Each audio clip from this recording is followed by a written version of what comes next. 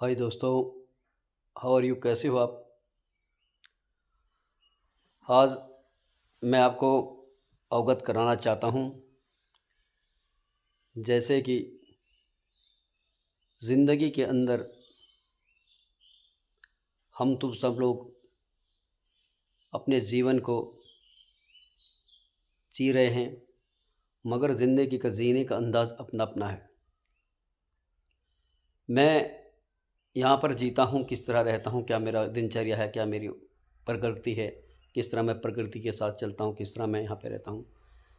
व्यक्ति की हर व्यक्ति की अपनी अपनी दिनचर्या होती है। मैं आपको अवगत कराना चाहता हूँ दोस्तों, इस फास्ट लाइफ के अंदर, ज़िंदगी के अंदर आदमियों को कई तरह के तनाव भी आ जाते हैं। देखो, कोई लोग शारीरिक बीमार हो जाते हैं, कोई मानसिक बीमारी हो जाती है। तो मैं कहता हूँ आपको सच्ची साधना आपकी होनी चाहिए कि आप सबसे बड़ी बात क्या है, मन के अंदर कोई टेंशन ना रखें। एक्चुअल में टेंशन से कुछ बीमारियाँ पैदा होती हैं, जैसे हाई बीपी और डायबिटीज़ का होना। ये ज़्यादातर लक्षण होते हैं हमारे खान पान रहन सहन। तो मैं कहना चाहता हूँ आपको कि इस लाइफ के अंदर अगर आप जियो तो जीने का थोड़ा तरीका होना बहुत ज़रूरी है। मैं मानता हूँ कि आपकी लाइफ फास्ट है और उसके आप मानसिक तनाव हो जाता है, ऑफिस के अंदर कई कार्य होते हैं, कई दबाव हो जाता है, तो थोड़ा समय निकाल के आप क्या करो, थोड़ा योगा प्राणायाम वगैरह भी बहुत ज़रूरी है। ज़िंदगी के अंदर वही लोगों के अंदर बीमारी नहीं होंगी जो लोग नियमित रूप से अपनी दिनचर्या में परिवर्तन करते हैं और योग प्राणायाम करते हैं। तो साथियों, आप नियमित रूप से समय लेकर योग प्राणायाम जरूर करें। योग प्राणायाम के माध्यम से हम लोग अपनी ज़िंदगी को जीने का तरीका बदल देते हैं और रोग और असाध्य रोगों से आपको मुक्ति मिलेगी। देखो, मुक्ति तो आपको हमारा खान पान योग से ही आप ठीक नहीं हो पाएंगे, मगर उसको दिनचर्या को परिवर्तन करना पड़ेगा। आपको अपना खान पान रहन सहन थोड़ा परिवर्तन करना पड़ेगा।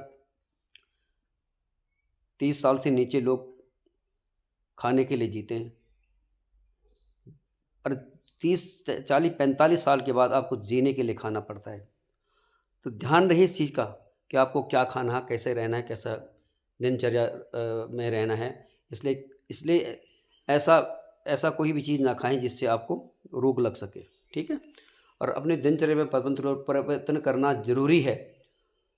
देखो, खाने के बाद आपको सबसे बड़ा बीमारी का कारण होता है कि हम रात के समय जो भोजन करते हैं, रात के जब भोजन करने के बाद हम सो जाते हैं।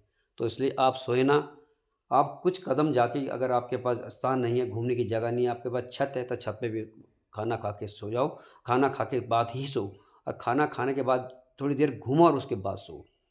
ये नहीं कि खाना खाने के बाद तुरंत सो गए। तो इसलिए रात का ही भोजन आपको बीमारी करता है अगर आप खाने के बाद सो जाओ। तो इसलिए बहुत ज़रूरी है, आपको क्या करना है, रात को घूमना है।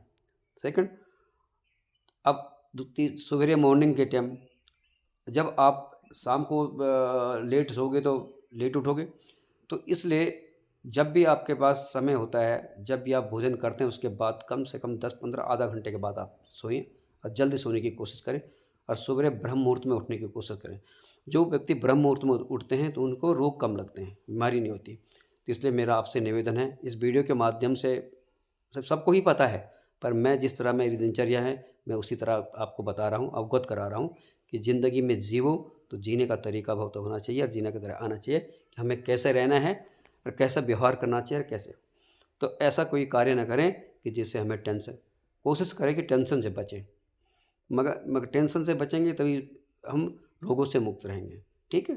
और खान पान रहन सहन। तो अंत में मैं अपनी वाणी को विराम देते हुए जय हिंद, जय श्री राम, धन्यवाद।